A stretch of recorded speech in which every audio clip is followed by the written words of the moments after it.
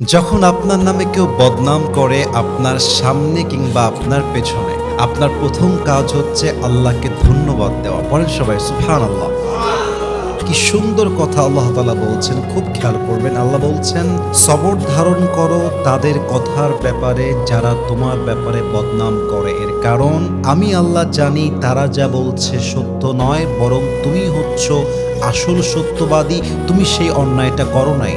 এবং মাথায় রাখবা, যখন তোমার নামে কেউ বদনাম করে তোমার লাভ হচ্ছে দুইটা।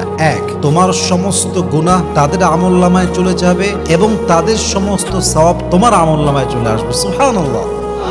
তো যারা বদনাম করবে তাদের জন্য আপনি আফসোস করবেন যে ইস রে, আমার ভাইটা বুঝে না, আল্লাহ আমার ভাইকে তুমি হেদায়াত দান করো। কিন্তু মানুষের বদনামের জন্য, অন্যের চরিত্র নষ্ট হওয়ার জন্য নিজের চরিত্র নষ্ট করা, এটা বোকামি ছাড়া আর কিছুই হতে পারে না, ঠিক কিনা বলেন? অতএব আজ থেকে বদনাম করলে নারাজ হবেন না, মন ছোট করবেন না, ভরসা রাখবেন এক সত্তার উপরে, তিনি কে?